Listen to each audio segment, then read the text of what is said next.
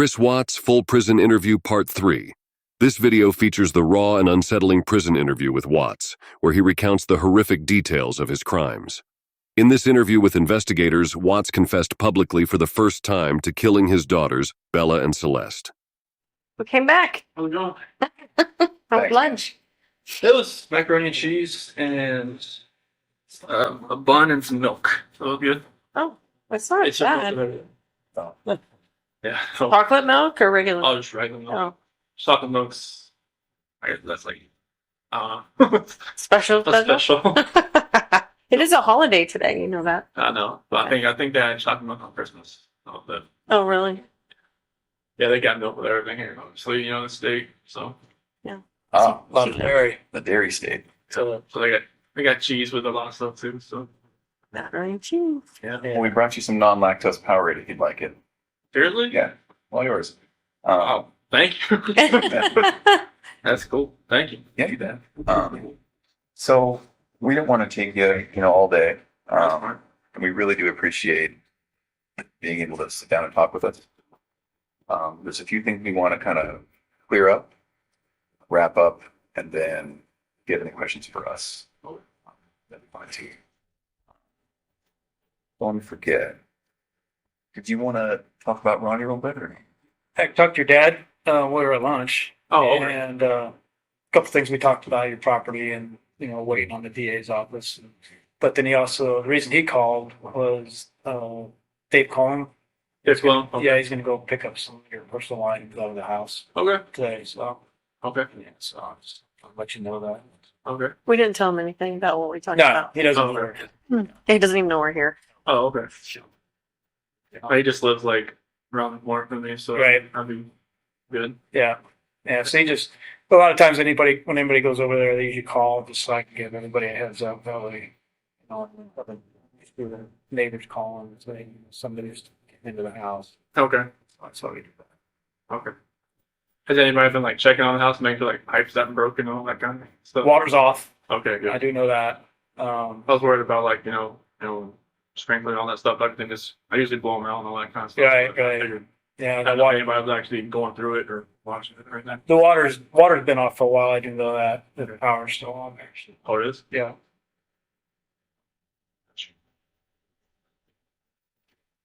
So, fortunately, unfortunately, I don't know how you want to look at it, but we need to get a tiny bit more into the weeds and into the mechanics of the time that you showed up at the house when Officer Coonrod was there Okay. till the time when we were all done talking. Okay. So that includes at the house, that includes at the oil site, and everything. Okay.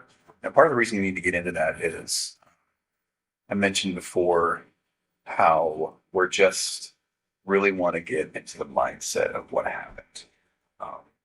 And you can imagine this is really important for us in the future when we're talking to a guy that's in your position to say, this isn't really a monster. This is more like a Chris Watts. And boy, we remember with Chris, had we asked this or had we done this, we really could have been better. And so that's why we want to get into the mechanics of it a little bit more with you. And that's going to mean exactly how, exactly when, where were you, what was Shanann wearing or all of that, right? So we really just need for you to take a deep breath and get into it with us. Would it be all right if we ask you some specific questions? Okay. So one of the first things we want to talk about was when you came home. So this is after they had passed and you came home and met with Officer Coonrod. One of the first things we see on the video is you walking into the garage and then into the Shanann's car. Remember what that was about? In your car? Yeah, like I think you opened a door or something. Yeah, you opened the passenger door, and it looks like you were looking for something, or maybe you picked something up. Do you recall what that was? Not that I'm aware of. Not looking for anything, but maybe just opening the car door to see if she was her. Because I think Nikki was saying, I think I see the car seat still in there, Yeah. something like that. And I was, Okay. when I opened up the door, I looked in just it's like a first reaction of whatever, everybody's just pretty much waiting to get in the house. Right. Okay. So I wasn't looking for anything as far as specific or anything, but I was just, I don't know, just reaction going in there, and I know everybody's there. I don't know what's going to happen when they Sure. the house. Instead of nervousness, maybe. Yeah, I think a lot of it was nervousness. Sure. Okay. And then backing up a tiny bit, I jumped forward to. So she comes home at 2 a.m. She gets into bed. Was when you guys had sex together, was that pretty quickly after she came home? I think it was around like 2:30 because I felt like she'd be in bed for a little A little while. bit. Okay. Yeah. And forgive me, it's not a pervy thing, but she woke you up. Yeah, she was just. I could feel like a hand was on Okay. me, like rubbing my leg or my chest or something Okay. like that. And then that was, signal it's go time type thing. Pretty much, she Okay. was like, yeah. Okay. I get it. And then that was maybe a half an hour after. Mm-hmm. And then after that, is there any talking? Or was it just kind of a And just like, quiet in the middle of the night? yeah, Okay. just like I just felt her hand around me. I'm just like, what? And it was Time to go. Yep. Yeah. Okay. That's funny. All right. Then a couple hours of sleep, alarm goes off. Okay. I guess what I don't understand is, so then there was some talking, and then how did you get on top of her? How did that happen? It's like when I got into bed, because she was laying, when she was sleeping, she was laying like face down, which she really never does. Okay. And I just got into bed and I kind of nudged her, and then she like kind of rolled over, and then I was just like right there on top of her. Okay. And so that was after you'd gotten ready? Mhm. Okay. So you go down, you make your food. Oh yeah, I got like house cheese and other things that I would make that day. Okay. And then, so we talked a little bit earlier today about, there was all of these things playing in your mind where you just didn't even want to go another second without having this conversation or without some sort of completion, right? Mhm. And then so you come back, she's asleep, and then you just kind of nudge her. But yeah, I just kind of like, hey, look up for later. And was there nudge talk for 20 minutes, or was it just nudge and then all of a sudden you're on top of her? No, it's pretty much on top. Okay, so that happened pretty quickly. Yeah, that's how we kind of pretty much talked. Okay. I was just right there. And was there talking? Yeah. Okay. And so a nudge, a talk, she's laying down and you're standing up. I was like, I crawled back. I got on my side of the bed, Uh-huh. and I just like nudged her like that. Oh, okay. And then you're talking while you're on top of her? Mhm. Okay. That seems confusing to me. Is that actually what happened? Okay. And so, And she was fine, like just laying there. Were you trying to talk to her while you're I on top thought of she her? maybe I thought we were gonna have sex again or something. oh, okay. Okay. And how long did you talk? Like about 15, 20 minutes. Really? In that position? Okay. And was there any sex? No, Okay. maybe I'm basically from position that we're in. Maybe she thought maybe I'd try to go again. I don't know. Okay. And I don't harp on it too much, but I'm just trying to think, if my wife's 4 months pregnant and it's 5 o'clock in the morning and I want to talk and I want to get on top of her, that's just not going to fly. So that's why I'm confused. Right. So, is that really what happened? Okay. And then talk for about 15 minutes and then it's heated and then your hands are on her neck. All right. What did the talk? What did the talk? Basically, just about how at first it was more of like the selling the house type of thing, or not going to Aspen, or trying to maybe go in at a different time, and then it just switched all to the I don't feel like I'm in love with you anymore, not compatible, like that. And that's when I got to the heated part of it Did she ever say at some point get off of me or anything like that? at the end. And That's what she said. I don't want you to feel like, because where I was, it was kind of like she didn't want me like to, sit down or like hurt the baby or anything. Yeah. Did she accuse you of cheating at that point? Mm-hmm. So what'd she say? Like I knew there was somebody else. I knew there was somebody else.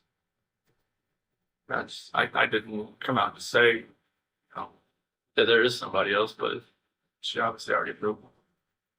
Then your response to that was what? Did she say no, there's not? Deny it? Maybe I just denied it, but at that point,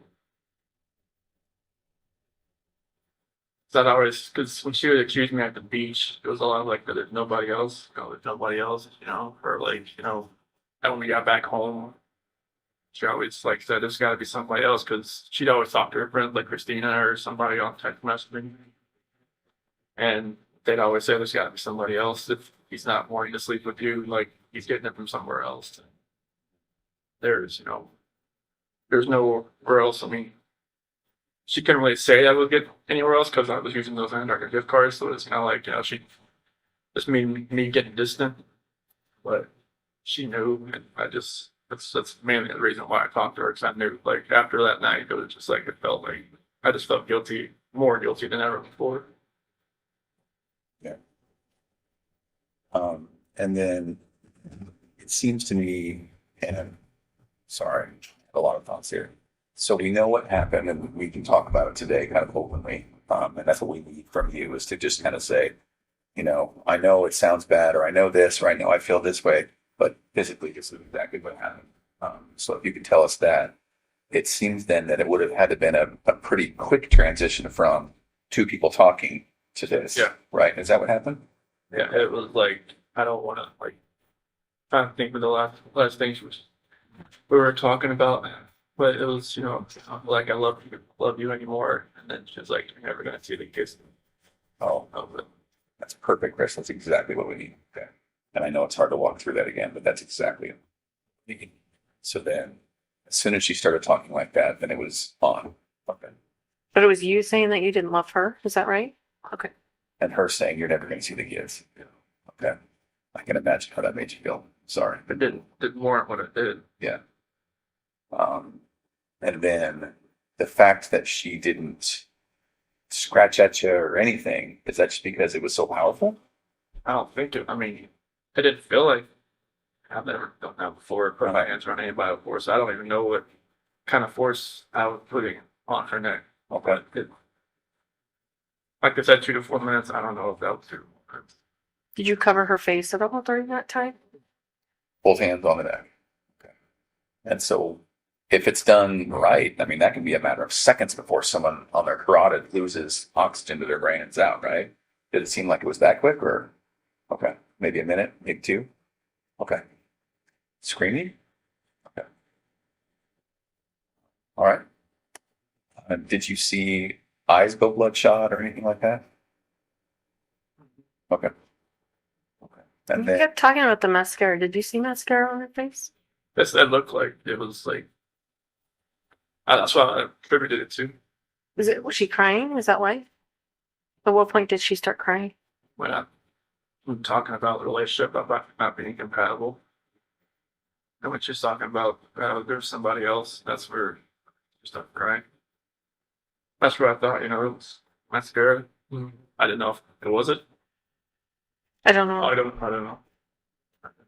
Was there a pillow or something you were wanting to ask them? Yeah, so was there ever at any time a pillow or the sheet or anything involved in like that on her face specifically?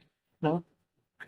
Not like the sheet that you kind of wrapped around to get downstairs. But The one that was at the site. And then the other sheets, they were in the trash. At what point did you put those in there? I think that was Obviously after I was in the house. yeah. I think it was probably the next day or so. I think I don't know. I'm not sure like what happened. This is hard to talk about. Like when Yeah. strangle somebody out, like sometimes I guess they use the bathroom. So it's like I think that's one of the major reasons why, because I think that had happened.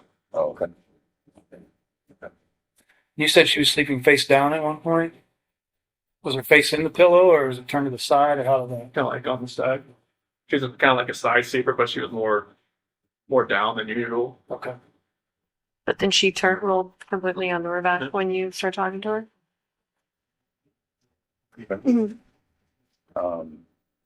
Now, as hard as that was, we need to talk about the girls too, okay? All right, thank you. So with the girls, talked about how they got into the truck with you and were alive. Okay. Are you 100% sure that's true? Okay. Can we go back just a second? You talked about before that Bella walked in though.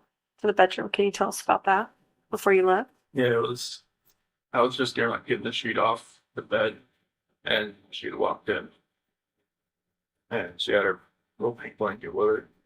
She's like, what's wrong? What's wrong, mommy? And where was Shanann at that point? Yeah, just pretty much on the bed, but she was face down. Wrapped in the sheet. What'd you say? It's like, she didn't feel good. That's when I tried to carry her downstairs. Shanann? Did you carry her like this? Did you drag her? How did you do it? Tempted to pick her up and take her down, but I lost grip after a little while. I just had to pull. Did Bella see you do that? What was Bella saying? She started crying a little bit. She's like, "What's wrong, mom?" And what'd you say that time? So it's just feel good. She's a smart girl. She didn't know what's going on there. Mm-hmm.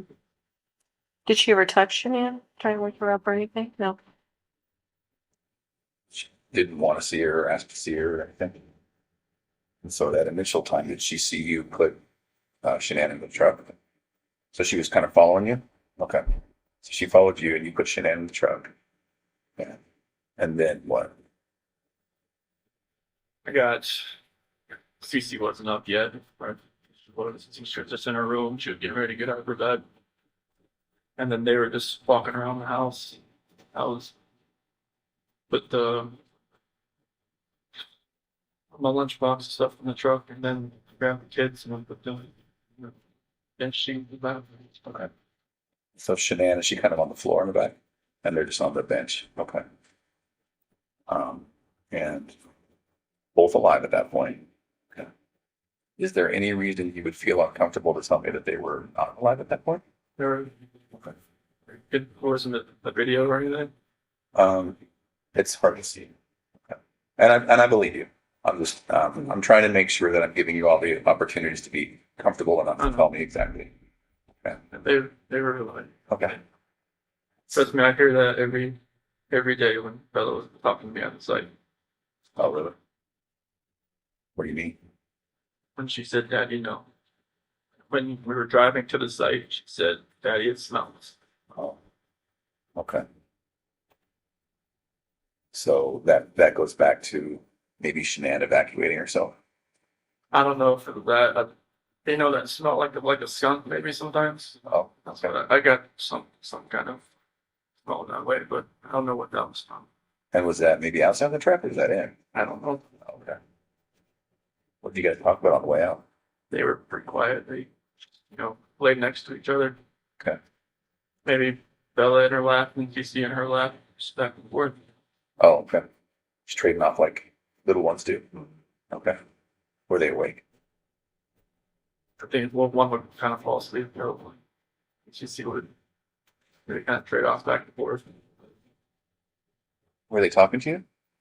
Just about, just saying, "Daddy, it smells." Oh, okay. It was early in the morning. They were showing up there. Yeah. Did you have to? So you didn't have to wake Cece up? There's the noise from trying to get Sharon downstairs. Did she kind of fall down the stairs? Now it was more like trying to get her down and from the steps, maybe her foot the next step kind of thing. Oh, They're licensed.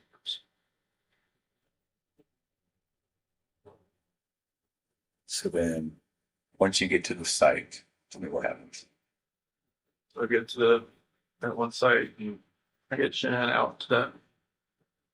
Just go over to the part right off the site there. Okay. And the girls are still on the truck. did they ask you what you were doing, taking mommy out, or? Yeah, I don't remember what I told them, but they did ask them.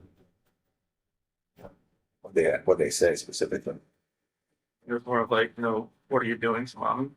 Okay. And then is that when you buried her? I didn't.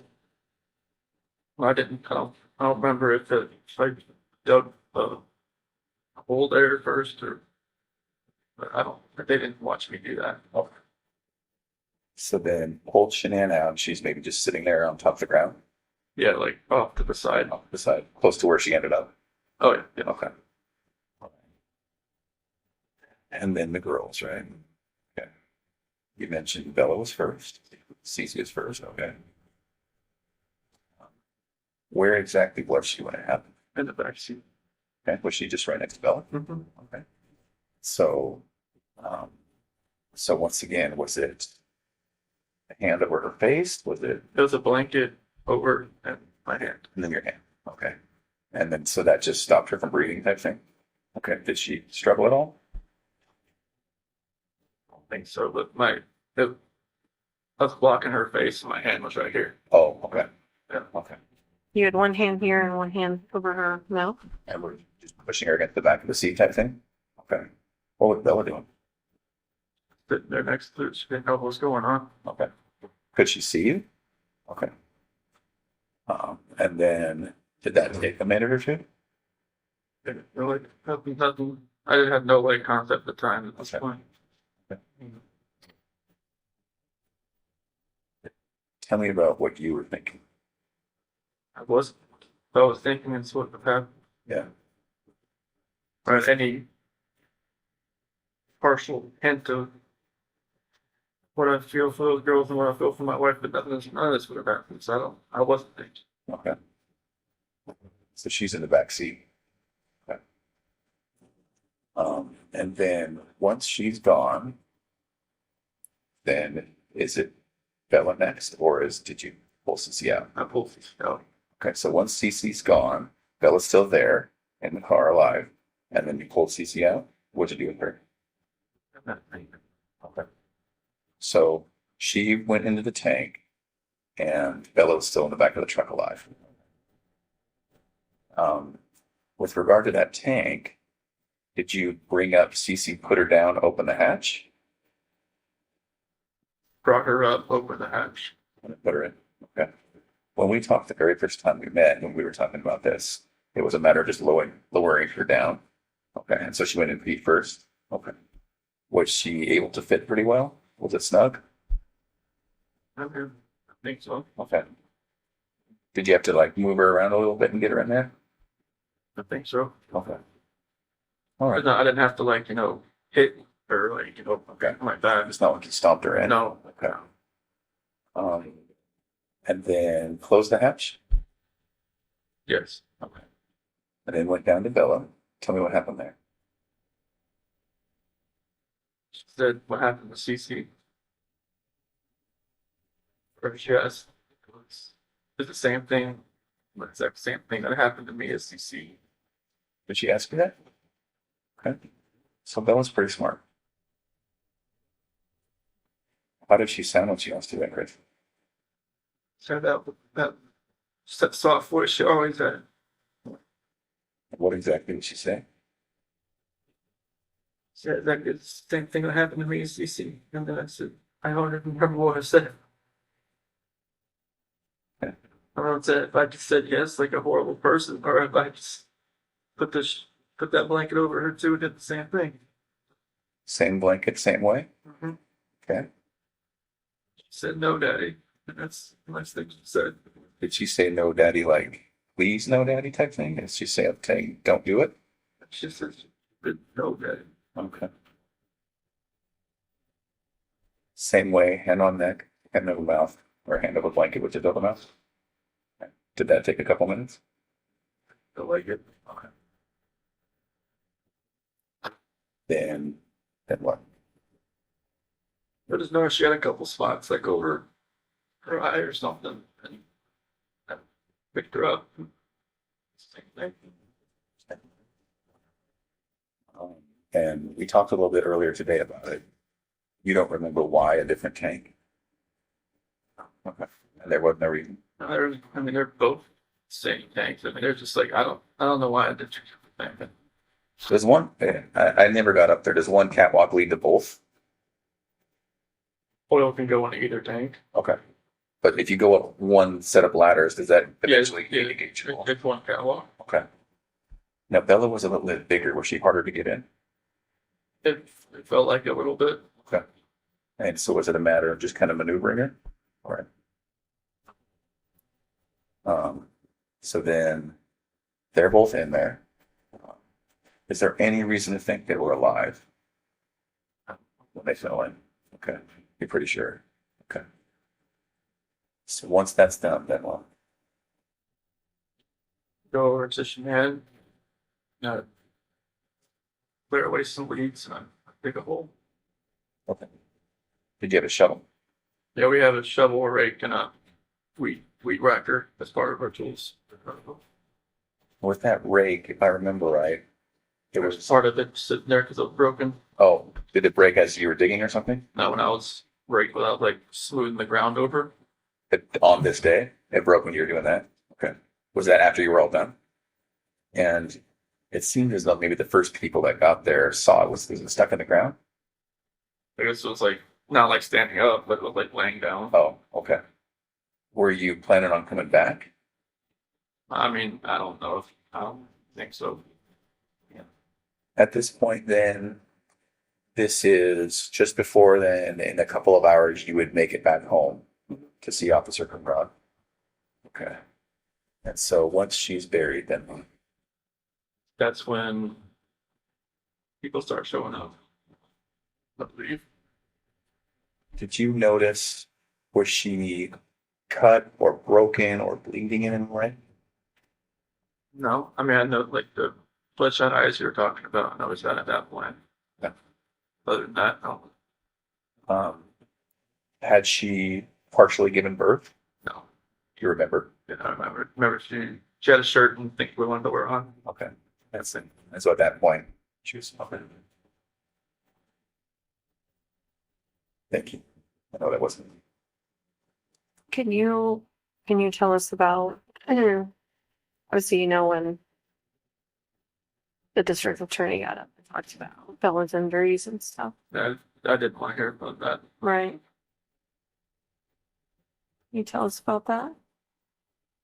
As far as like her biting her tongue, And ripping her frenulum, which is that connective skin from your lip to your gum, it was gone.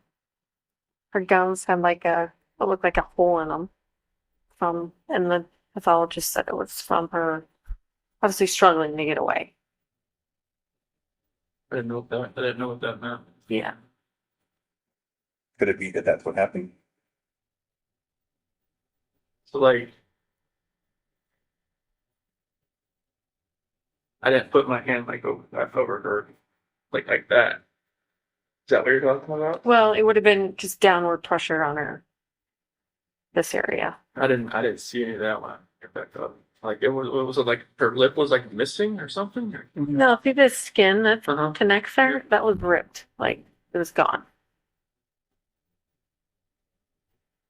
So it kind of made like I a mean, hole in her gum. I'm just thinking maybe it's like if her hand was not her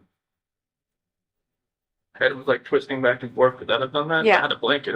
I don't know. Like Did you feel her doing that thrashing? They were trying to get away. I felt her head moving back and forth. You did. But I didn't know that. Could you tell if she was trying to yell or say anything or? Only thing was Daddy no, and then like some a grunt here and there, and like trying to breathe. Mm-hmm. During that time, do you remember getting phone calls from Nicole Atkinson? After I think before she got to my house or after. Just any time during that morning. I think I didn't get one until I saw her on my doorbell camera. That was what, 10 o'clock? Yeah, right over there. Okay. And so at that time, had everything been done out at 3319? Yeah, I was at a different site at a pumping unit. Okay. So you went from there when it was all done. So girls are in the oil, Shanann's in the ground, and maybe a little bit of cleanup. Was there any questions we had about the sheets or any garbage cans or garbage sacks? No, he can answer those already. So. So then you went from that site to another site to work? Yeah, because there was this, at that survey 319, there was a little spill. That's the, that's where most everybody showed up there because that spill that was there trying to figure out what happened. Oh, While you're on that subject, we back up. The night before, you had some text messaging about going out there. Mhm. Can you talk about that a little bit? Yeah, that was, I think, Friday that we had figured out there was a spill out there from like it's an old site. It's set up a little different.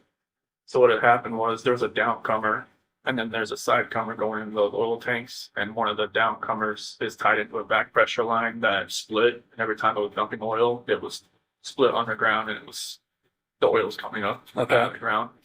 And we decided just to go out there on Monday because it was Friday and he had like switched it out, or either he shut it in or he switched lines, or he covered it up and see if it was going to come back or not. Okay. And then it's more specifically, you talked or your text about how you would go out there and take Yeah, I was care going of to it. take care of it for him because I've gone out there plenty of times. Okay. But I used, when another guy was out there, as far as another foreman, he showed me around out there like a year or so ago, and I just got familiar with the place and I just helped him out. Okay. and so that was a genuine. Yeah, that wasn't pre-alibi. That was, There was a lot of people that said that you wouldn't normally do that. I normally help somebody. No, like a field, your position, not you specifically, but your position doesn't do that kind of stuff. Well, that's the thing. Like when I was a rover and to a field coordinator, I still tried to do everything I used to do. Okay. That's still like I wasn't good at delegating stuff. I just used to just do stuff on my own, or just like taking care of it for somebody else. Right. I wasn't good at the whole like, hey, you go do this, you go do that, while I sit over here. Well, you see what it looks like to us. I know. You know, It's like, when it came up, we're like Oh. making plans to be out there, that day. but that's not what it was. That was I was natural. no. I was gonna help them.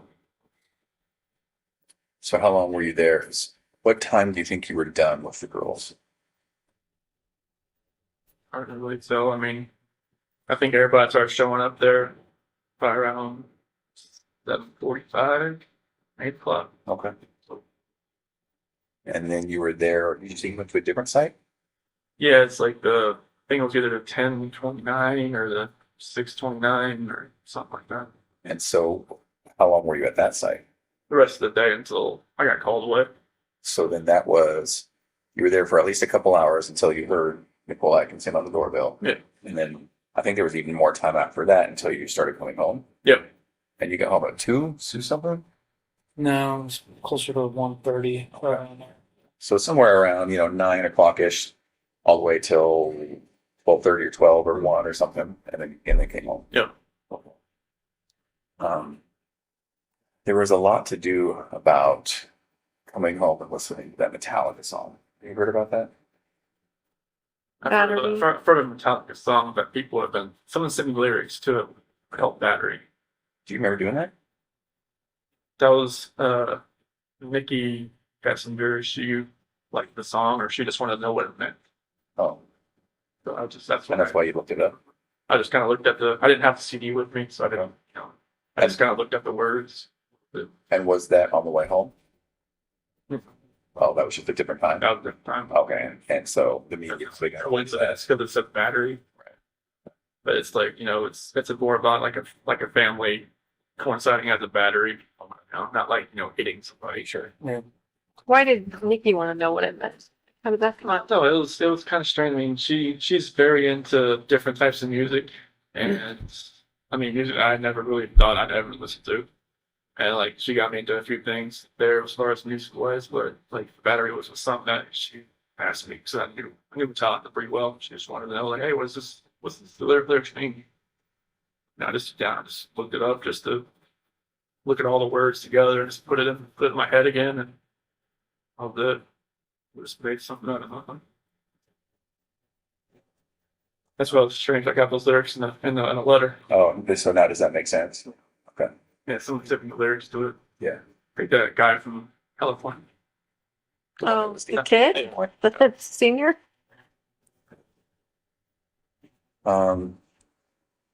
With regards to then when you get home, you and the officers, saw what they saw. You mentioned that you took the ring off your finger. And then the book, did you throw that in the trash? Okay. There was another book, Body of Evidence. that sound familiar? that you had in your cell? A body of that Church of Cornwall. Maybe. That's not right. Probably. Did that in Will County. Mm-hmm. What was that about? That was just one they gave me. Who gave it to you? The deputies. Not Or- your or- friends, or Oh no, they couldn't give me books. oh, No, any book that I had was given to me by their book cart that they had. you didn't ask for that book, or No, they just kind of give me like, hey, I read some Brad Thor books. He's like a military guy. And Patricia Cornwell, my grandma always read her books and thought it was, I mean, she loved those books. And I'm not sure if that was probably one of the first books, not the first book I read there, but probably the second book I read there. But it was like they gave me, here's 4 books, choose. what other book did you read? Do you remember? The first book they gave me when I was in suicide watch was, I don't know why, but Murder at something. I was like, I looked at him and like, that's the one we got. I'm like, okay. But, They handed you that book by itself, no other choices? the next book I got, another guy that was, I guess they're overcrowded there. A guy was sleeping on a cot outside my door. He's like, here, try this one. It was one that was based like in the 1800s. It's more of like a situational book, like a time period book. So that was a little more Yeah. calm with that one. That was the first book they gave me. You don't remember what it was called? Murder at some We were at the Truman Center. Truman Center? Yeah, I think it was, remember the Kennedy Center. Kennedy Center. I think it was written by Margaret Truman. Did you read it? Mhm. Was it good? That's decent. I've never read a book in a long time, so it was different. But like some of the books they gave you, like when you're in the hold, I mean, you're not allowed to have books on the other side of the Bible, but the counselors there let me have a couple of books, and they just like, here's one to choose from. That's one they had. I told them like mystery books or something like that, and that's the ones. It's kind of crazy they're giving them like murder books. Murder mystery books. You hope that it wasn't some sort of Yeah. insult or, you can only hope. Okay. What do you think of yourself now? I don't know. Back when all this happened, when I was in Will County and everything, definitely didn't feel like myself anymore. Like when my attorneys would talk to me and like, talk to some of my friends and like some of the stuff they would say, like they would say good things, but I'm just thinking to myself, how can anybody even say those things about me now, being what happened? It's like people that I knew that I never talked to again, that like maybe I was like the roommate like back in the day or like went to school with or something like that. Now they're just gonna say that's, to Chris Watts, that's, guy I went to high school with, the guy like, he did all this horrible stuff to his family. Now, like, I know I shouldn't really, take to heart what other people think about me so much. It's just a matter of like what God thinks about me, what he thinks, what his opinion is, not anybody else's. But, I mean, everybody's gonna have their opinion about everybody. Like before I got in trouble, I mean, I was always the guy, hey, look, they're judge somebody on TV, like that guy that's no orange judge, that guy that's that killed that guy that raped somebody, that guy's horrible. Now and it's like now, like when we come out at like 6 o'clock at night and there's something on the news, like I try not to even pay attention to it. It's like I don't want to be in that position where I'm judging somebody else, because that's what people were doing to me. I don't want to be that person anymore. But I just hope that I can step back and kind of look at everything that I've done in my life, and then like up to that point, and just like I did some good things, but matter of the most important thing, I screwed up the worst. I just hope I can at least maybe help somebody, and however much time I have left. Was it your intent the whole time you were taking the girls out there that you were gonna do that to them? Honestly? Like when I got there, I didn't think it was gonna, like you talk about the tanks or just, Yeah, like well just I mean, I just thought process and all this, none of this makes sense. That's why I know you guys keep asking these questions because it doesn't make sense to me. But I guess, I mean, like, you could have done it before you guys left I don't. and not had him, alive in the backseat. They could have been with Shanann in the backseat. I didn't think about anything really, like as far as like how everything was gonna happen. I don't know like like why I left everything out there in the field and why like all this stuff. Like none of this makes sense at all. But to Tammy's point, did you think that they might be coming back, or did you know they wouldn't? Oh, it's.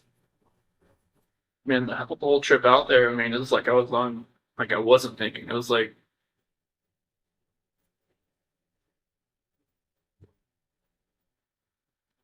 In my mind right now, I'm thinking back. I'm hoping that I wasn't like that I wasn't coherent enough to make that decision to where I knew I was going to kill my girls. I'm just hoping that like no father would ever want to do anything to hurt his blood flesh, but I did that, and I just don't understand how it happened. So, I mean, I even read books that say like no dad would ever do anything to hurt his children. This happened. So I always think to myself, like, was I even a dad at one point? I don't know. But it's just gonna take a long time to heal and everything to get this through. Have you asked for forgiveness from God?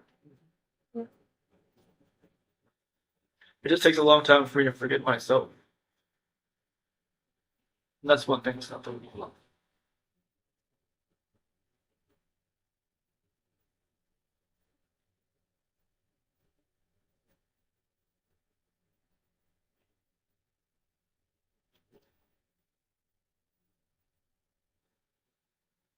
So that they can one day forgive me too.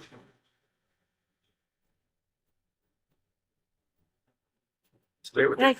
think you said earlier that you were so angry at Shanann or whatever that you were gonna, anyone in your path of destruction or whatever was gonna get it, basically, is what kind of made it sound like. I'm not saying that exactly right, but why were you so angry at Shanann?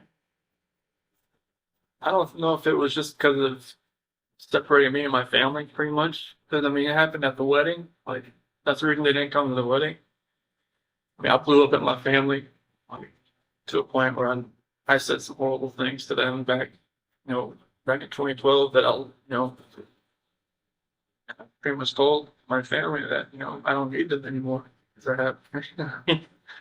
I said I cussed my mom out. I did all this kind of stuff. I never thought and I don't know if it was just like Shanann coached me on to do it, or if it was just like rage that was like I'd never seen before. And then I don't know if it was just everything that happened in July, but they can't see my kids, and I'm not sure if they're ever going to go see them again. I don't know. And it was just like I don't know if that had something to do with it. That something inside of me just triggered it, and it just like all that ends up from the wedding and everything, just like a long fuse that finally just went to its end. What happened in 2012? There was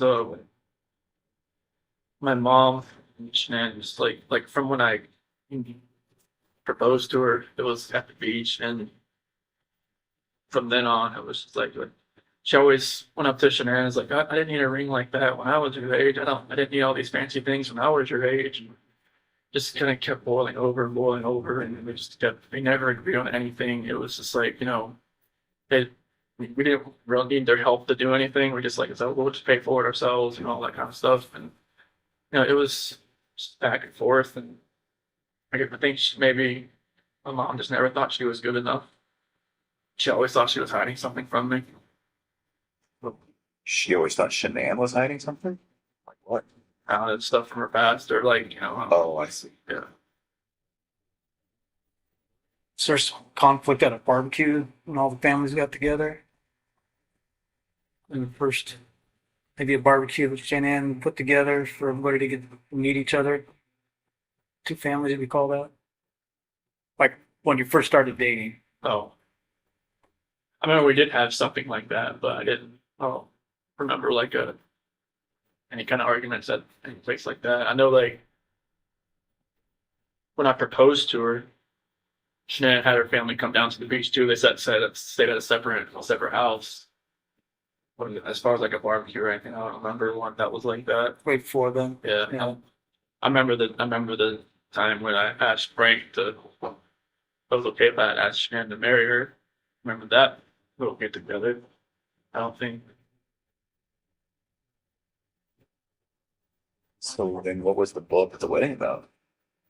It was just my mom and pretty much my sister just didn't like her. Oh, They just thought, that that Shanann had taken me away from them and moved me out in Colorado. oh, Because we were in Colorado and we flew back to get married. oh, okay. Because we went to Colorado for Thanksgiving to visit some friends. And we decided to move out there like a couple months later. So that was like April. I moved out there April 2012. We got married in November 2012, North Carolina. So they always thought I was just taking me. And she took me away out there. And then There's something with invitations or something. The sister is supposed to send invitations. yeah, there was okay, now you're bringing some memories back. There's something to do with that, and then my sister wanted, her kids. Oh, my sister wanted her kids as like the ring bearer and like something else, ring bearer and flower girl. And then Shanann just told her no, or wait, either Shanann told her no or Jamie backed out because of something else, and then it just like all blew up. And is that pretty close to the wedding?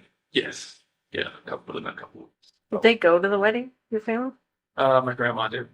But your parents and your sister did not go. Ronnie wasn't there either.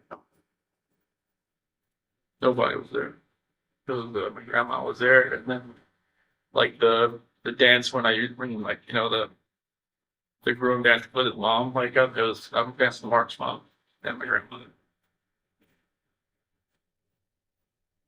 It's sad, isn't it? And it all comes from a place of love, them loving you and not wanting to get stolen. And It was a great day. I mean, everybody was really happy. I mean, it's always just rang in the back of my head. They were never there, and every time they look at pictures, it's just like, oh, where's out there?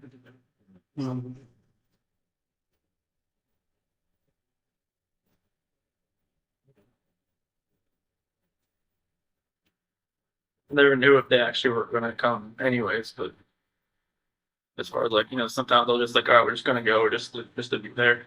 But they never knew if that was the case. so then when Tanya was asking, why were you so mad at Shanann? Was part of it just this whole family strife? That's the only thing I can think of right now, because I mean, there's no other reason really to be mad at her. 'Cause we took care of each other our whole 8 years, which is like a good relationship. I mean, it's just like, if I never met Nikki, would I ever have, thought our relationship was bad? Probably not. Interesting. That's one thing I always thought about. Like, even Nikki asked me, like, if I don't want you. She said, I don't want you to leave your wife just because of me. I'm just like, what do you mean? She said, well, just if you met me, like, would you have known? I'm like, nope. I never thought I would have strayed away from her at all. Like, I've never followed, tried to follow anybody, But Was Shanann checking your phone, or she always had my phone. she was checking your phone? So how did you get past that? I get forward phone. To text? And you had some secret apps, right? That was on my personal phone. Were you using anything else to have contact with her? I just texted her with my work phone. And when Shanann, the kids went to North Carolina, I just used my personal phone. And she just told me to put pictures in an app, and I just found that calculator. I just put, just searched on the app store, hidden pictures, and that's calculator app or something popped up. Like in your iCloud or your whatever isn't linked together, so she would know if you're getting it, downloading apps and stuff like that. They used to be a long time ago, but when we got different phones or when our phone contact list be synced up from the cloud and stuff like I couldn't have like she had like tons of like phone contacts. I just couldn't have all that, but it's still kind of linked up at one point. But as far as like she asked me to get my own iCloud account, just to kind of free that up a little bit. How about your Facebook account? You deleted that at some point. When did you do that? And I think why? it was got back August 7th. Went to work. I think it was probably August 8th. That's when Nikki told me she told her friends about me. And I just figured, they probably looked me up on Facebook and see that she was pregnant. If Nikki already knew probably already, but the reason why I did that. Did you and Nikki ever fight? We never fought, but like I said, I had to like calm her down a bunch of times. Yeah, you started to mention that when we were talking to you before about her getting upset about some video or something about being bipolar or Well, what are you talking about? I think either my dad told me about that or Don Walsh told me about like she made a couple videos like when she was just like talking to herself, saying that she was bipolar or something like that. But a lot of things like when she realized that okay, like she's the other person in the relationship that I'd always put my wife first over her, and that's what kind of made her take a step back a few times, and then like I had to kind of like calm her down. Tell me about those times. What'd that look like? So the first one was probably around July 4th when I had to leave her house. So because she wanted to kind of spend most of the day together before she went to like a baseball game or something. And like when I had to leave, it kind of just made her like kind of take a step back and wonder what she was doing. And I just told her like, hey, just because of what's going just because I had to leave doesn't mean like you have to just take a step. I was like comforting her at some point. I don't even know why I was doing it. Maybe I knew I was too far gone at that point, but it was. This is Shanann's pissed. She's called you 10 times. You were sleeping. Yeah. Take your day off. Yeah. And then you go outside to talk to her on the phone and tell Nikki that you need to go home just in case she calls back and all that, right? Mm-hmm. So what did she say to you, Nikki? She was in the shower and she said, okay. And then that's like, when I talked about, I calm her down, he's on the phone. And was she like, we're breaking up, like we're not gonna, I can't do this, she or- said like she didn't want to, like she didn't think it was safe or it was good for us to see each other anymore that day, like the rest of that day, just because of all that. And I'm like, okay, that's fine. And she asked me to come over like later on after she got back from her baseball game. And so you did that? Mm-hmm. So what was the second one like? It was basically about the same thing. She was, I didn't really know it at one point, but I guess she had set up a couple dates with like some eHarmony app or something, and they never showed up. And she'd already made plans with me, and Wait, what do you mean? She set up dates when she had plans with you? Yeah, Why would she do that? I guess she kind of figured out they weren't going to show up. She went, I guess when she went to the baseball game, they never showed up, and there was another one and never showed up either. So she's actively dating other people while you guys are together? So like a couple weeks later, How did you find out? What'd she say? it was one conversation where I actually kind of fell asleep on the couch, and then like she had told me like I'm not sure why she even told me about it, but it was very random, and she could tell that it kind of like took me back a little bit because I figured she would have told me that if she was actively still like looking around. I mean, she didn't have to tell me, but I figured Do you think she told you though so that it would hurry you up and make a decision. you're making a decision? It might have been, but it's. She never had anybody that actually tried to like fix things as far as like hey, like I like where we're at as far as like the relationship goes, and actually like I did stuff for her around the house, around her little apartment. Like, nobody's ever done that. She just thought it was different. What about our male friend? Where does he stand with her? What's his name? Jim, Jim. Thank you. he worked in the oil field, North Dakota, I believe, and I mean, I guess it's been a friend of hers for a long time, and it's kind of like a shoulder to cry on. Is always somebody that's always been around for her. And I guess he's had a couple girlfriends, and so I guess he's not hadn't had much luck, I guess, in that department as far as like keeping girlfriends, and just him and Nikki have always been good friends. Just platonic friends. That's Or you know. as much as I knew. Yeah. But I think they just been friends for a long time, especially up in oil field, North Dakota, or whatever he's working on. I think either Wyoming, they go all over the place. When Sandy and Frank lived in the house for 15 months, what was that like? It was, it was tough. Do me wait or No. Okay. It was tough, because I mean, go from just me and Shanann and Bella and Cece to 2 other people, and then 4 dogs. Yeah, right. Yeah, Onyx is a piece of terror, 100 pounds of just heat-seeking missile everywhere, and like it was cool having more people around, but like it was stressful. Yeah. Like, I mean, because with Shanann, like having 2 dominant personalities in the house, and with her mom there, it was kind of like what her mom would tell her kind of how to raise the kids sometimes, or like, do this, do that, like whenever they were sick, she'd like, all right, rub peroxide on their feet, they'll be fine. She's like, what? It's okay. And like I wouldn't do it, and Sandy would be like, just do that, because it's okay. But like, it's just like little things like that, and Yeah. it was like a clash every day. Yeah.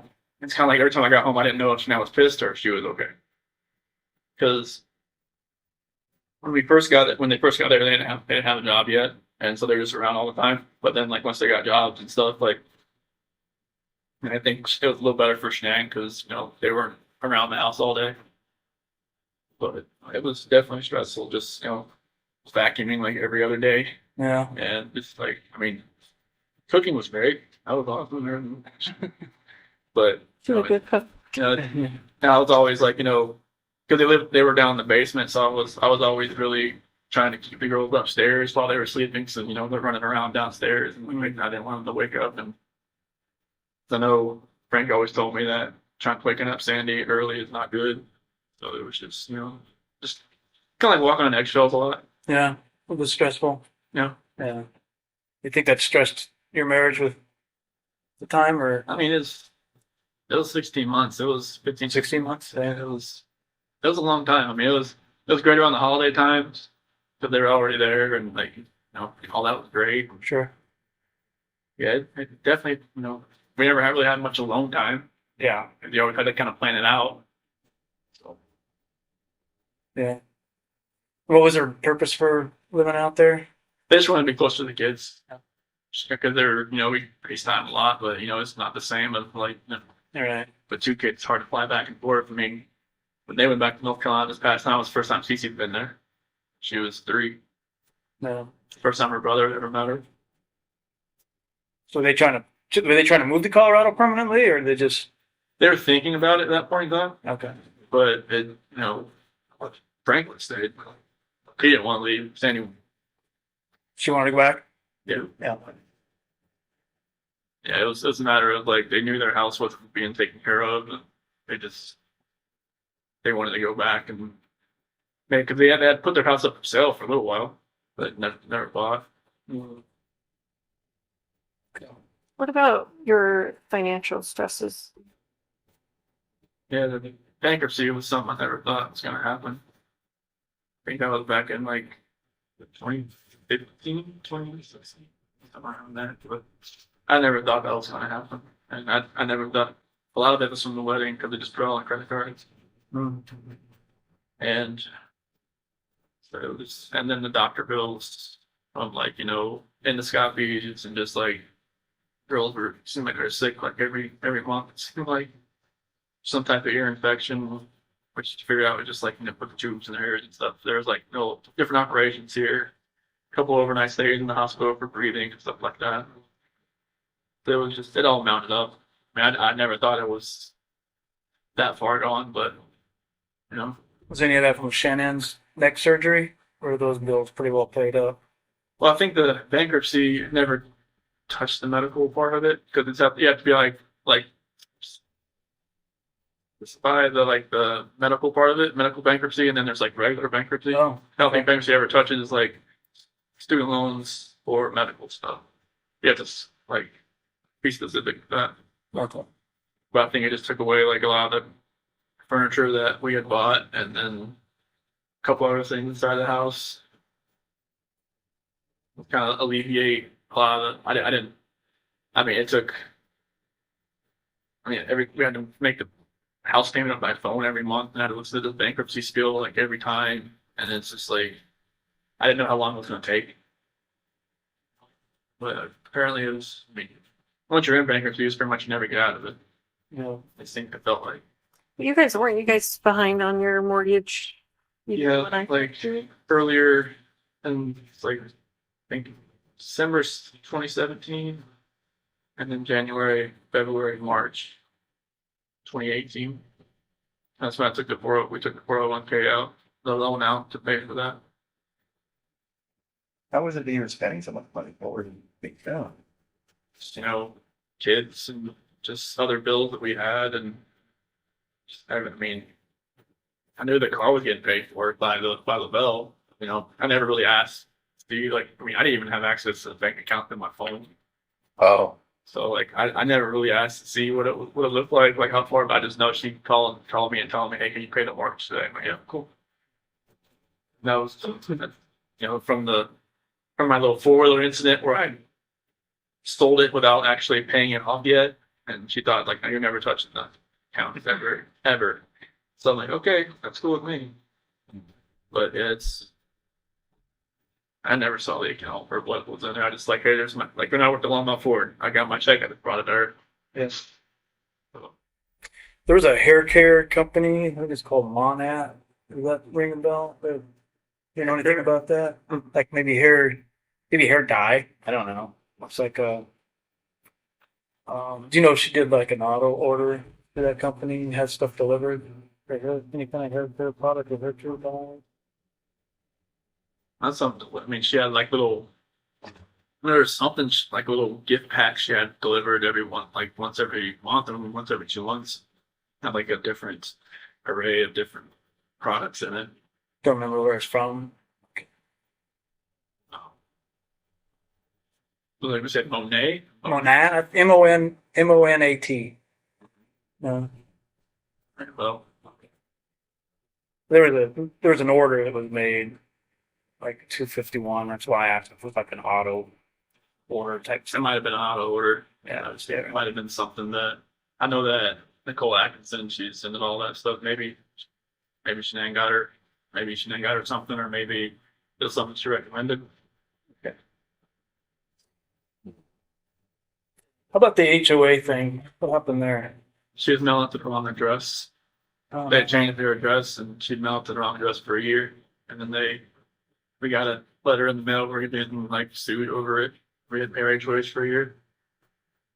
So we had to pay double for either a whole year or a couple months. That sucked. What happened to all the money that she sent to the wrong address? Don't know.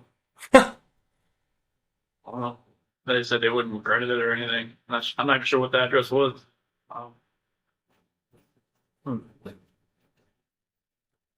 She said it was just something that she didn't see. And I was like, well, I wasn't gonna harp her about it because she did so much. So I was like, I'm not gonna say, what the heck are you doing? No, I'm just don't need that to go on. I know she felt bad enough. So, Chris, what do you think we could have done better? What could have made you tell us the truth that night? What did you need to hear from us that you didn't? Not really. I'm not sure what really goes to people's minds when they're in an interrogation room. For when I was in there with you and Graham, I was nervous. I knew I had done something wrong. And I knew you probably already knew or you wanted to find out. And it's just I've watched enough it's like TV shows to kind of see like, okay, what's going to happen next type thing. Never knew if that's actually right. But I think it's just the horror of like knowing what you did and trying to tell somebody else what you did. That's what kept me from doing it, because I didn't even want to admit to myself that I had done anything. So I knew what I had done. I knew how bad, horrific it was. I knew how bad I was gonna hurt other people. I just couldn't even admit to myself that I had done it, because I couldn't even tell my attorneys I did it until like 2 weeks later. So were you trying to save us from the horror No, of it, or it was just a matter of I couldn't admit to myself. How could I admit it to you? so do you think any amount of us asking you things different ways would have helped, or do you think anything would have helped? I think if maybe you didn't ask about if Shanann hurt the kids, you would ask the other if if something in that a different order of question, maybe it would have came out a different way. Because that's the only reason I went with that story, is because that was Well, you weren't giving us anything. I know. That was the problem. No. But so if we would have said, what do you think?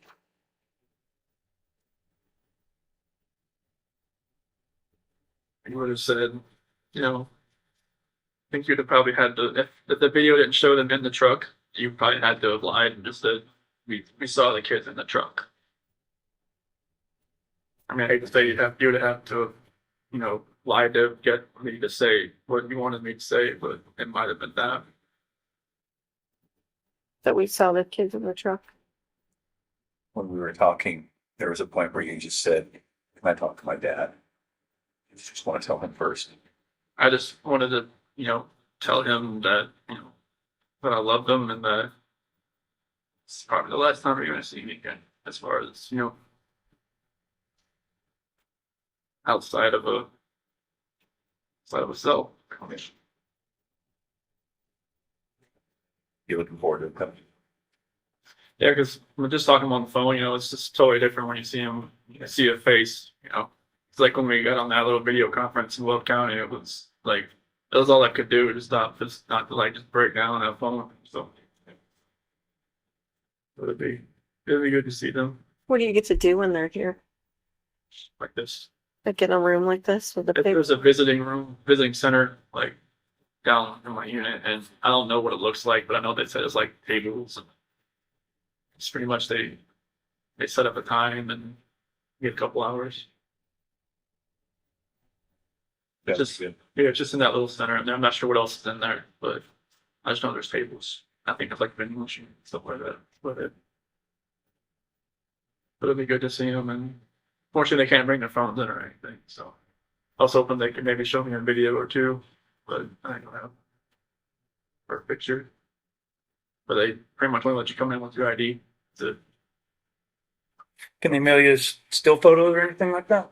Yep, they can do the still photo. Just sometimes they try to play a video over the phone for me, and it's like, it's really like fuzzy and crackle a lot. So really can't hear anything. Do you have any other questions for us? Or do you ever wonder why they did this, or wonder why the investigation went this way, or I think the first time I was brought in, I think it was like the 14th, I believe, when I met you that night. I mean, you told me there was a bunch of other people coming in for statements. Was that true? Yeah, there was a couple people. Okay. yeah. There were a lot. There were a lot, actually, yeah. Okay. So We I had a think whole board worth of people listed and agents out. They didn't get the attention you might have. Right?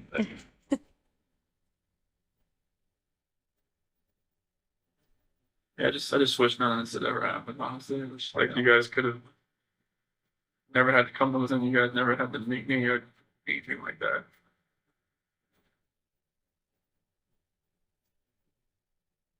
None of it ever felt real. Especially like when they put me in that suicide watch cell, and last thing that one of those guys said was like, "Good luck." Just slammed the door, and I just kind of knew from then on that was it. The deputy said that. One of the guys, and one like they call them the SOG guys, special operations group in the Will County Jail. Yeah. That was it. Next morning, like when I got out to take a shower, I saw the newspaper and there was this big piece cut out of it. Just know what that was about. And I just kind of saw like my last name around like go. Again, We came back to talk to you someday. Would you be inclined to talk to us again? yeah, they just took me off guard. I had no idea. We didn't really want to tell you we were coming just Oh. because we didn't want you to have anxiety about us coming. We're not anxiety. Yeah. So we figured the blitz attack was probably the best course today. Like the first time we met, Right. Oh, you knew when you were meeting me. I just did. Yeah, you just don't have all your props here today. That's right. It's our props, man. Those Sophisticated equipment. It is. Right? Right. Sophisticated instrument. I don't know that that's going to happen. We might not ever see each other again. I But didn't think we would, honestly. your experience is definitely interesting. You yourself are definitely. We see things in you that we didn't expect to, and we don't see things in you that we expected to see. So it's very interesting to us, and it's. I hope you can take to heart that today was a lot about us learning how to do better, how to talk to people better, how to do investigations better. I mean, like, I had never talked to a police officer before, or like FBI, CBI, anything like that. So that was all new to me. Like I said, everything that I've ever seen as far as, you know, the authorities have been on TV. So I didn't know like what to expect, especially when I got that interrogation room. It just felt like exactly what it looked like. Just like, you know, you guys poke and prod and then leave. Come back in. It's like, give me time to stew, time to like, you know, think, and I'm just like, it works. It just really like, I don't know, just drills more questions into your own mind instead of like, you know, just staying in their room and just asking questions all the time. Mm-hmm. You liked it when we took breaks? Like, you think that worked on you? I did. You were like watching videos of girls at one point. Do you remember that? Them giggling and laughing and Like when I was in the interrogation room. yeah. I don't remember that. You don't? I didn't. I thought you already had my phone at that point. No, we didn't take your phone towards the end. Towards the end. Okay. That was weird for me. It's like when you put that picture in front of me, Yeah. and that's what made me do it. Because I didn't have a signal in there, but that's like the video that I had on my phone.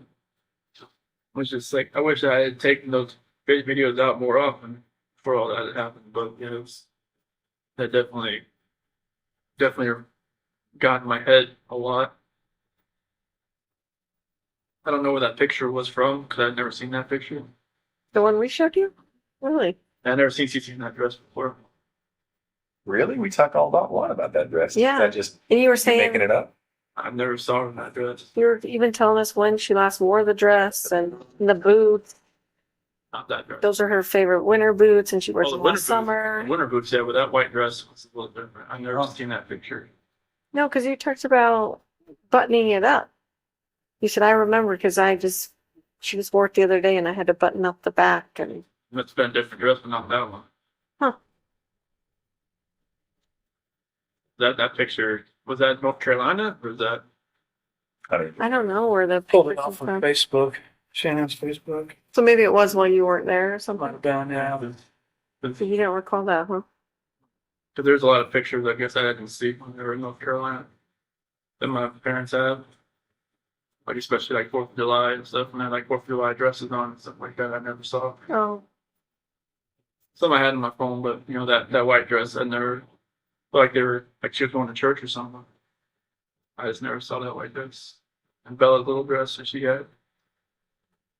Her little awkward smile there in the back. Yeah, that definitely got in my head when I did that. when we had the picture out there for you. See, and to us, it didn't feel like that because we didn't elicit any emotion. It's like my dad. It's like we don't show emotion. Like Were you fighting it down, or were you just not a guy to show it? most of the time, I'm not a guy to show it. Like I hold it in as much as I can, and like, in my cell, I'm crying a lot, obviously, but like, I'm not really a guy to show it. I don't like, I don't know, I try to hold it as much as I can. Yeah, you were a difficult guy to read, especially at the house that day. It makes total sense now. And it was, I knew it was like, just because I was like in shock or just like disbelief, or just like some people said I looked like I was a heartless, no soul person, soulless person when they did like the TV interviews or something. And I'm just like, I'm just glad I never saw it. I don't even want to know what I looked like, what I sounded like. But you were obviously feeling it then. You just weren't. Yeah, just like nothing registered at all. Everything was like just harbored deep down. And then like, I think it was just one night when I was in my cell, it just all hit me all at one point. Not the fact that I was in jail, but the fact that like everybody was gone. Right. And none of it. I think if it was like like if something happens to your family, like in like an accident, like a car accident, or like something like horrible like that, it registers at one point. But if like you did it, I don't know if like it just doesn't register at one point. It's like in my head, it never registered. Does it seem real now? Oh, it feels real like every day. Like I see pictures, I just know like where they were at when they were doing that. When I first had like some type of hearing over the phone, and I heard like Frank and Sandy and Frankie and them, they were on the phone, and I forgot what kind of hearing it was. Something about like a probate hearing or something. I knew exactly where they were in the back. I heard the birds chirp. I knew they were on the back deck, and I just like walked back to my cell, just balled my eyes up, because I knew exactly where they were.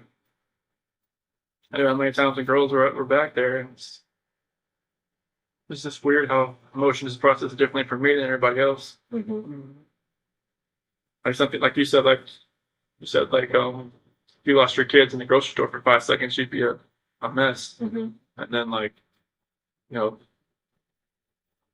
for me, it'd be like, I'd be panicked, but I probably wouldn't cry. I'd be like looking around trying to find them, but it's like, it just processes different for me. I never knew why. Never know why.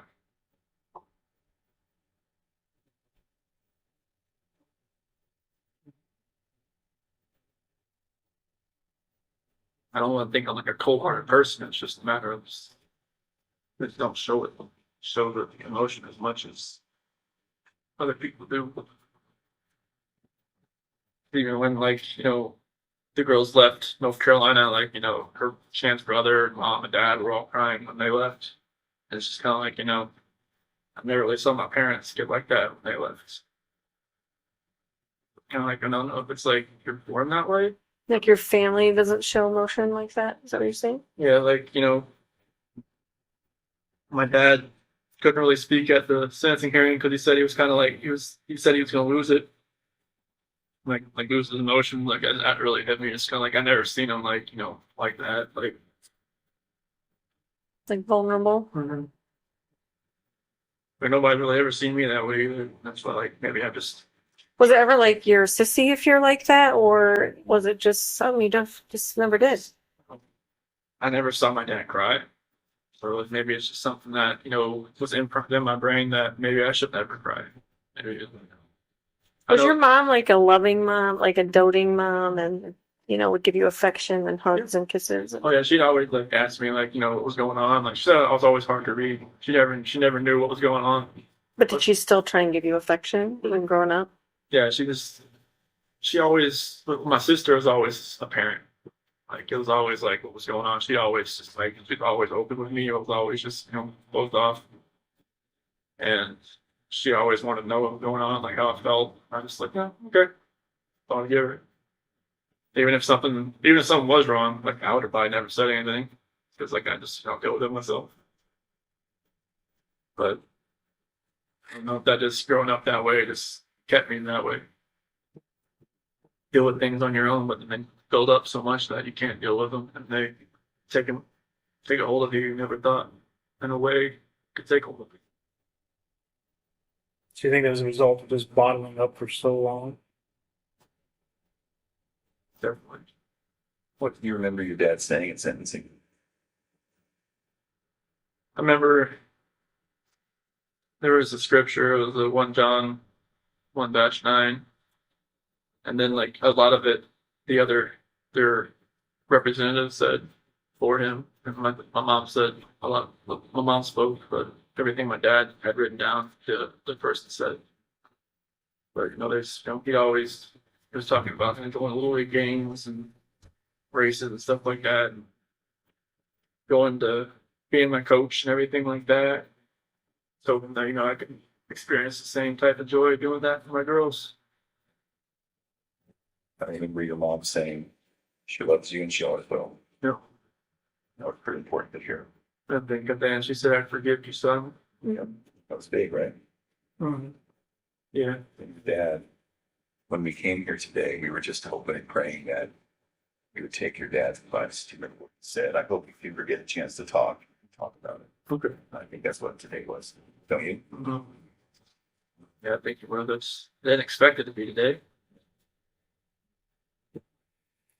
So DA made some comments during that sentencing hearing about your emotions and having no emotions, or you remember all that? Yeah, just like he lied to us from the start, and a couple other things. I believe that's what he was saying. What do you think? Do you think he was anywhere close to it? What do you think of? Basically, what is your opinion of what he said in that? I mean, it's gonna be taking all his evidence and putting it into the story that he wanted to convey, and like if you don't know me, that's where you're gonna portray me. Like if you take everything from August 13th to now, like that's how people are gonna know. That's how people.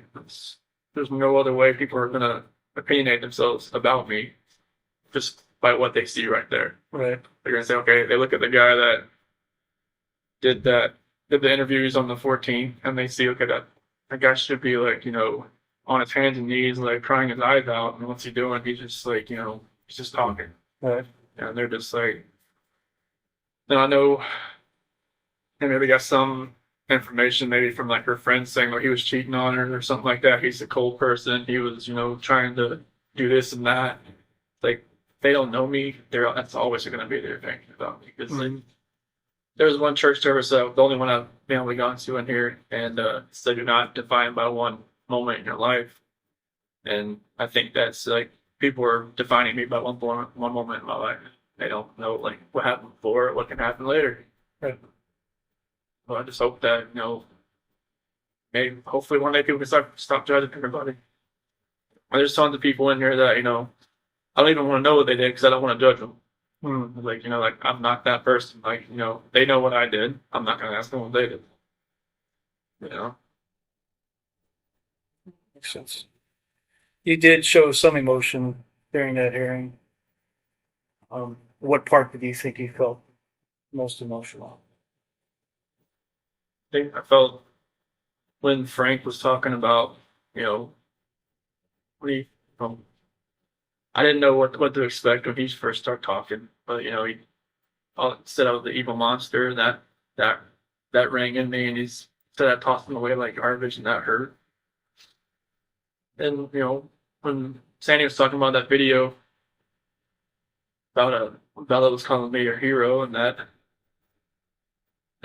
triggered it a lot there. And when Frankie was saying, like I'll never be called uncle again, but you'll never be called a dad again. That really stung. But when my parents got up there, just hearing my mom and dad talk, just like they really couldn't look at me. But I'm just still like, everything they said, and they forgive me, and that I'm still their son, no matter what. Yep. It was. I know, like my attorneys told me like you need to show a little more emotion because I guess first time I went to the courtroom I didn't know what to expect. I'm still like new to everything, just in shock about what was going on, and they said I was just a cold person just looking at it. So when I did the plea and at the Senate hearing, it just all of it felt just more real than anything.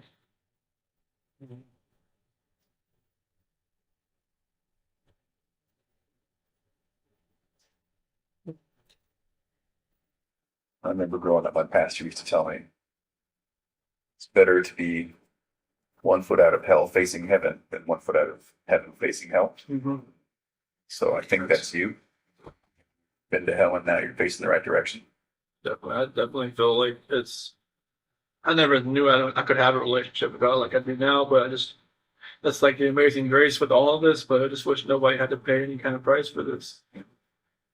I know there's a purpose for everybody. I just hope that I can find mine. Well, I think you're seeking peace, right? That's good. It's the only thing you really can do right now is to seek peace and hope, pray that everybody can find it too. For everybody that was involved, like for all of you, and just all your team and everybody, friends, anybody that was involved. What do you want to happen with this information? I mean, I know you're probably going to tell Frank and Sandy and Frank, you just kind of give them a little closure, right? Yeah, I don't know how much I'm going to tell them. Obviously, you know Sandy better than I. She wants to know everything. But I'm going to digest a little bit before I talk to them about it. So I don't think there's any rush on that. And, but other than that, I have no intention of talking to anybody outside of law enforcement. But what would you like to see happen with it? I mean, I'd like to tell my parents, or, you know, when they get here, instead of like finding out anywhere else. Yep. So I know like they've been bombarded with information from like, you know, from the Amanda girl to the Trent guy to the from like people going on Inside Edition saying they knew me or went out with me or had like whatever else with me. And then it's like I don't want them to think that it's like other like false information going out there because like people are getting hold of information like where did they get this information from type deal. You know? Would you like to see those people charged? You know, people take advantage of situations and you know they gotta honestly don't have to look into themselves and just figure out why they did it themselves. So I mean, I don't think charging them would help. I think they just need to work out whatever they got going on within themselves. I mean, if Did you ever have a profile on Tinder or anything like that? Any of those dating websites or anything? I just had Facebook, I had Instagram.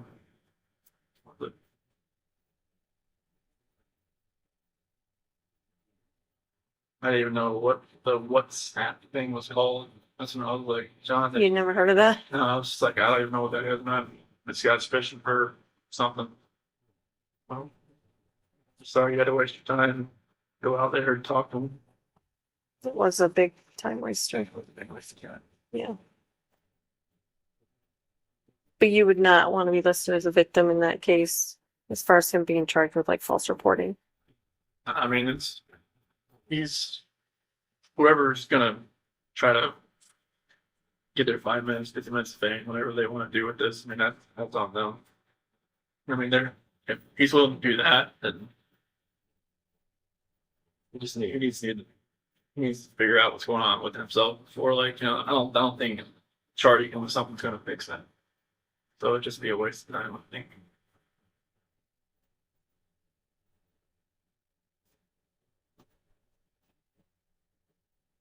Anything else before we send you on your way?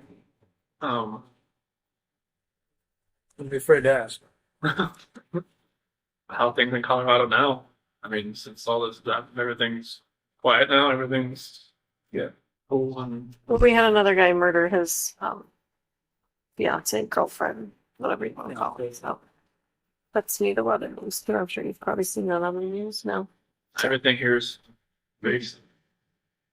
Well, I think the only thing here was like that Jamie Kloss thing. I don't know if you heard about that. Oh yes, we were just talking about that out front.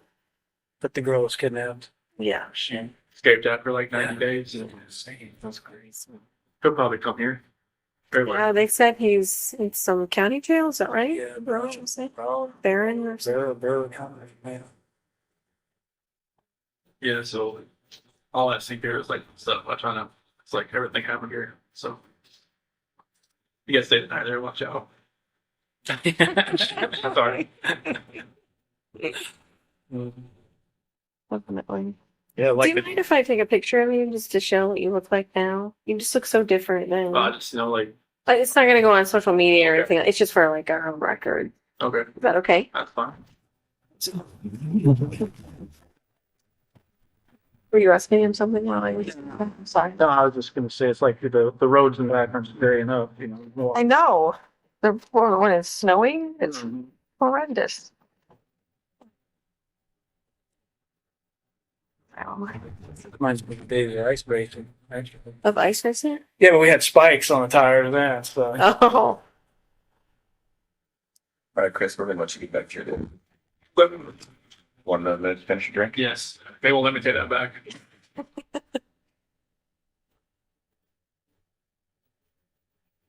Yeah, I had to shave. They recommended I change my appearance at the RDC. So why is that? Just so people didn't recognize you? Oh,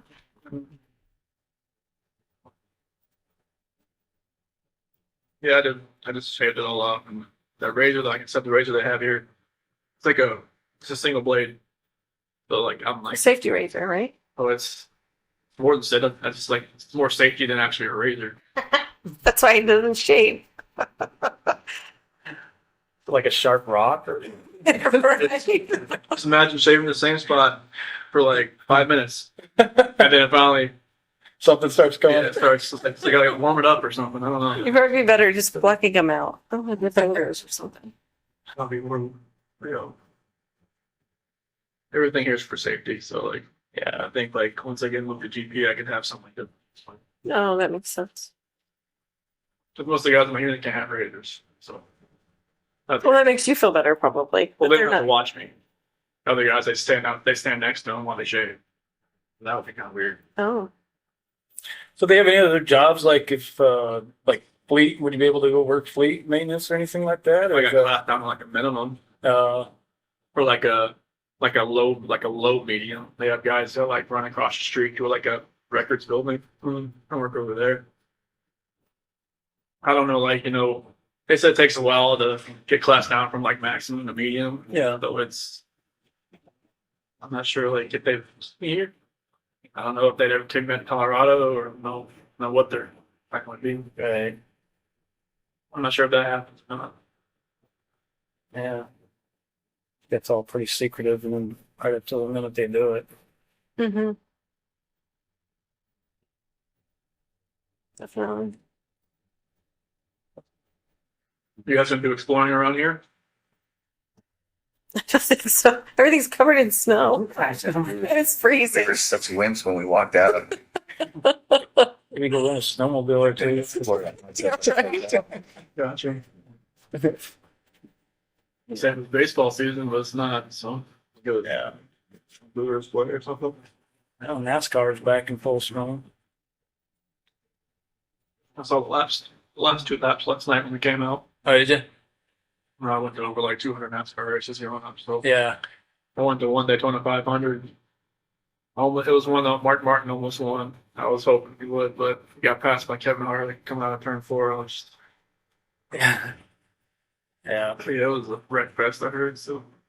Yeah. Sorry, I didn't get to watch it either. But you went to NASCAR school, didn't you? Mhm. Yeah. Oh. That was fun. It was a blast. Yeah. It was like my childhood, just reliving it all over again. Right. Seeing race cars with dynos and doing fabrication, welding, all that kind of stuff. It was really cool. Not sure if that school's still over there anymore or not, but I guess it still is.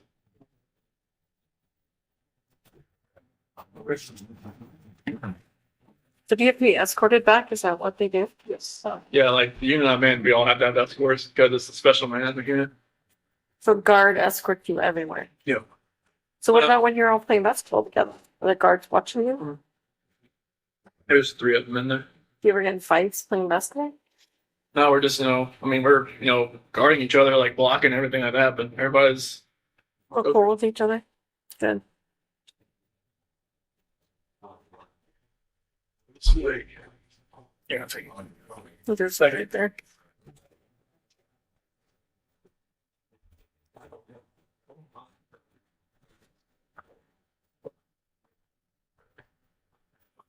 You guys fly back tonight or? Tomorrow. Tomorrow? Yeah. Could have flown back tonight, I guess, but I don't know what time the flights are even. Probably the only time you ever come. My brother went to school there, so. But I had never visited him when he lived there, so. That was my first time driving through yesterday. It's a cute little town. Actually, this town's cute. Honestly, like the downtown. It's a pretty cute place. It's just so desolate because it's so cold right now. I think it was like a couple weeks ago, it was like -50 with the wind chill here. Oh, Yeah, they said like the DSU counselor I talked to, she said it hurt to walk in here and breathe. I bet. Yeah, they were saying, like, on the news, like, for people in, like, Chicago and all those places not to take deep breaths. So it's, like, freezing their lungs. It Yeah. was insane.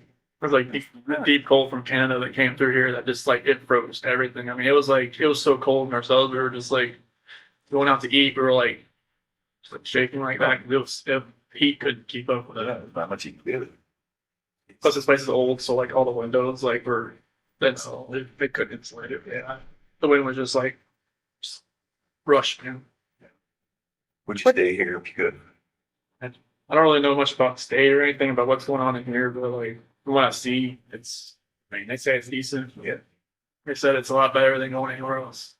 Yeah, that's generally the word. Is if you hear it's not as bad as other places, that means it's pretty good. Yeah, so like I'm just hoping and praying that I can help people here and that they'll keep me around, maybe they'll make me like a personal care worker or something. Help other inmates, mentor them. I guess they have a couple guys that are serving a life sentence that have turned into personal care workers or counselors. Good. Help other guys when they come in. Maybe I can do that.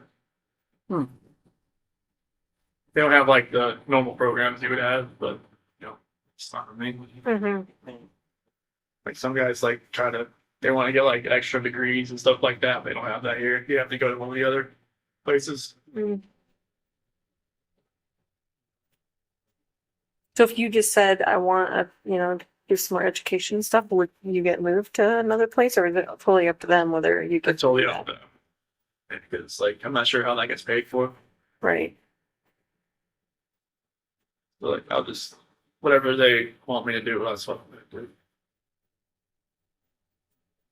If they want me back to Colorado, I'll be like, why? Why do I have to go back to Colorado?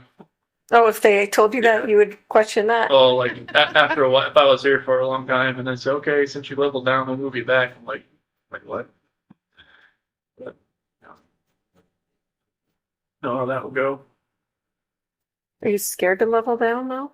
No, I mean it'd take years for that to happen, but like I don't know. I don't know how it would be like in Colorado and the DOC there. A PSU counselor, she worked at DOC in Colorado and California. She said Colorado looks like California now. Really? Says she's had bad beginning violence, everything. I could see that. Yeah, I can feel it changing. Yeah, I think people up this part of the country are just different overall. Really, it's we kind of talked about that earlier. Colorado's not what it used to be. People here it's gonna be nice. I think a lot of transplants probably moving into Colorado from other states. Yeah. Probably affecting that. Because no, Dave Colon, he said they were moving to Florida just to get away from Colorado because it's they changed. It's just so expensive. Everything's there. Mm-hmm. Houses just keep going up and up before any kind of like a half an acre of land you're just gonna pay the same amount of money. Here I think it's a lot cheaper, but the pay is it's much lower, I think too. Mm-hmm. Yeah, I was doing a little reading on the area, and the median house price appears like 116,000, and you can't even buy a mailbox in Colorado for that. No. No. PO box right there. True. What a PO box in Colorado? $100,000. I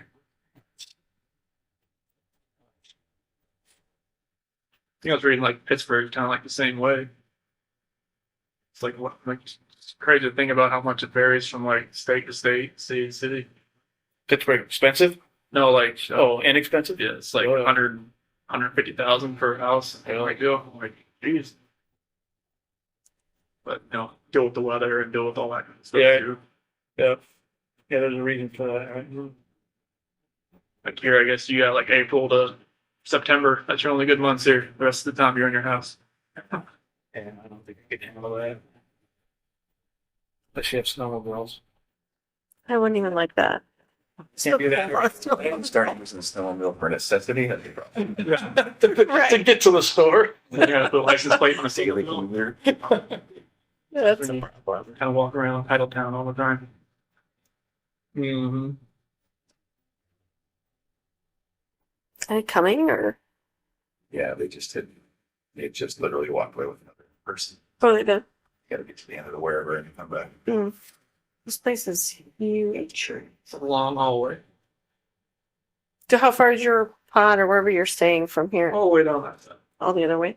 I think this is like the west side of the building here. Mm. I haven't gone much farther than this. Like all my stuff's all on the east side. But they got huge like pods. They're like 100 guys in them.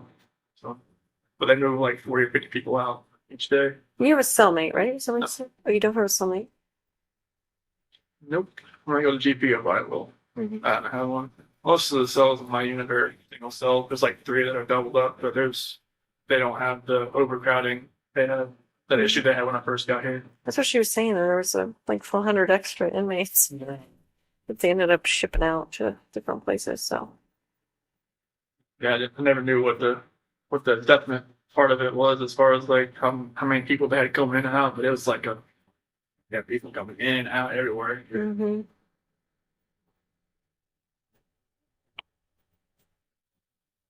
So is it like a general supervision type thing like Will County is? So it's like a big room with the pods on the top, or how is that? No, it's like you have a sergeant desk at the front of it and then a hallway of like 20 cells. Okay. They just kind of walk back and forth. The RDC was like you have like a cul-de-sac of cells, 3 tiers, and then like the perch for the sergeant right here. He can see in everybody's cell just from looking around. Right. But this one's like they got to walk up and down. This used to be like a mental hospital or something. Like back in the day. Okay. It's definitely old. You can hear the pipes like vibrating around the walls, and it's like, oh god, don't bust. Is it like exceptionally freezing in here? Cold and black windows. Yes. It gets, whew, depending on which way the wind's blowing, depends on which side, but the building gets cold. It gets cold. Very chilly. There was like a 6-foot snow drift outside my window for a little while. It's finally starting to go down. Someone it was like -50.